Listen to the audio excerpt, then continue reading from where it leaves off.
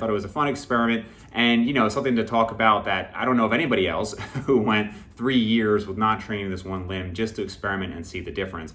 And so my conclusion is,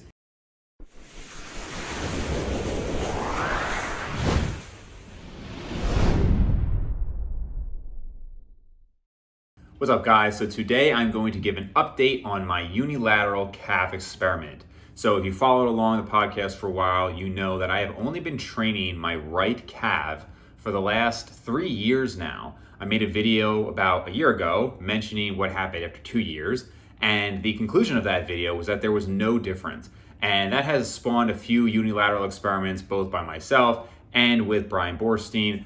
In his case, he actually only trained his left arm while not training his right arm at all, and shockingly saw no difference between the two. And that one actually really surprised me more so than with my calf experiment. The reason I say that is because my calves have been very stubborn and really have not grown much since I was about 17 years old. So they started at 12 inches, if you can believe that, just super, super skinny. Got up to about 15 inches and then just never really grew. And I tried tons of different methods. I mean, high reps, low reps, high frequency, low frequency, intense stretches, tiptoe walking through stairs and on the treadmill, many, many different things and modalities. And I never really saw a difference. Now, of course, if I gained weight, they would get bigger because obviously there still can be fat around the calves. Even from water retention, they could maybe be a 1/4 inch bigger at night than in the morning. But for the most part, every time I would then diet down, they would, of course, go back to where they were. And so this was always kind of amazing to me. And after so many years, I just thought, okay, let's just see what happens if I only train my right calf. And again, I think a lot of people who have listened to the podcast probably know this already. So recently, I was starting to get some ankle pain in my right calf. And you wouldn't think that this should be an issue because a lot of people who even train both calves do one leg at a time, right? Maybe they're on the stairs or something at the gym and they're doing one leg body weight standing calf raises, or they're holding a dumbbell in one leg. And they do that all the time. And so there's not really a good explanation for me as to why this started to happen to me, but I did notice that I started to get some ankle discomfort over the years, and then more so recently where I was really starting to notice it.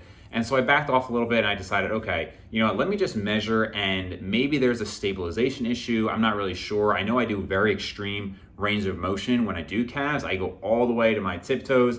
This is something I've mentioned before. It's a lot of people who say they're doing full range of motion really aren't, because there's a huge difference with how high you can go if you, let's just say, took away all the weight. And then once you add a little bit of weight, that end range of motion for calves is quite weak, but I'm not even saying you necessarily need to do that, especially in light of the research that shows that the stretch portion is maybe more important. But I would go all the way down, deep stretch, all the way up, and maybe that led to some sort of instability. I'm not entirely sure, to be honest, but I noticed that it started happening more and more. And so I said, you know what, let me just measure, and then I'll probably end the experiment there. So I measured, and to my shock, my right calf was 3/16 of an inch bigger than my left. Now you can look at that two ways. You could say, wow, there's finally a difference. That's amazing. See, calf training does something. Or you could say, wow, it took 3 years of not training my one calf at all to shrink relative to my other calf, right? It's not like my right calf grew with the 12 to 15, there's a range over the years, but with a decent amount of sets, it's not that my right calf was growing more than it had before. It's that finally, after 3 years, my left calf shrank a little bit. And so, either way, it's still the same message, was that, hey, you should probably train it if you want it to be as big as possible. But visually, I can maybe throw some pictures in here, but visually, essentially still no difference. And I'm not sure if that difference would still continue over time. Would it eventually be 4/16 and 5/16? I'm not sure. But again, it was a very long time. Now, this is basically the video I was planning on making, but because of the ankle thing, I said, let's just keep it going. Let's take a little bit of a break. So at this point, it's been about 6 weeks since I've trained calves at all. And now, as of this morning, I measured, they're both actually a little bit bigger because I'm heavier right now for that arm goal I'll make another video on. But they're about 15.5 right now.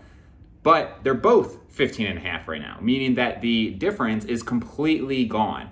And, there was an episode I did with Brian Borstein and Aaron Straker where Aaron said that when he had trained his legs every single day or 5 days a week, they did see a little bit of progress, but as soon as he stopped training them, all that progress went away.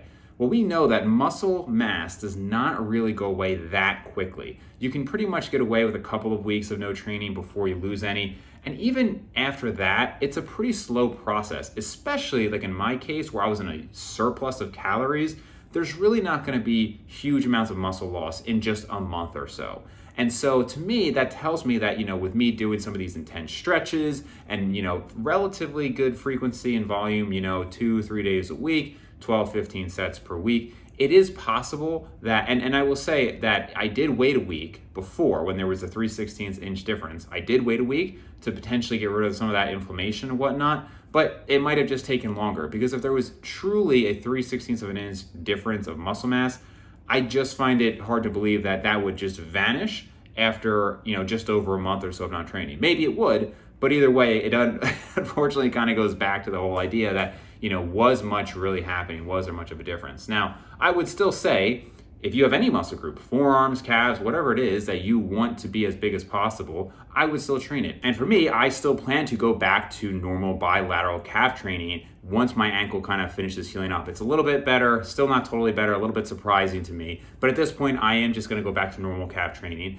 And who knows, maybe it's a difference of 1/4 of an inch. Maybe it is really no difference. I know many other people who don't train calves and they have fantastic calves, or they did start training calves and their calves didn't change. But either way, I thought it was a funny experiment. I thought it was a fun experiment and, something to talk about that I don't know of anybody else who went 3 years with not training this one limb just to experiment and see the difference.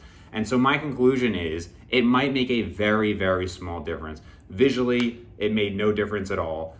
Measurably, it took 3 years to finally measure a difference, and then that was gone within a month or so of not training the one. So a little bit hard to make a concrete conclusion there, but I did want to give an update because it's something I've talked about numerous times, and I think it was relatively interesting. So if there's other experiments that you guys think I should perform, whether it's just one body part specialization or one half versus the other or anything like that, I would be interested to know, because if I find it interesting, I may do it. It's always nice to find something that kind of keeps you interested in training and it gives you something that you can learn for your own experience and others. So let me know below if there's any secret calf tips that I may not have heard about. I'd say that's very surprising at this point, but maybe there's something. Maybe you can tell me that I just have to hold the stretch a little bit longer, or maybe I just need a peak contraction and to double my frequency, and maybe that is the secret. But if you like the video, let me know, comment down below, and let me know if you have anything that has worked for you for a stubborn body part. It's certainly not just calves that are stubborn. There's many body parts that somebody finds that can be difficult to grow. I think one of the cool things in more recent years is we have seen some of these different techniques for back that have really seemed to make measurable progress for people's lats.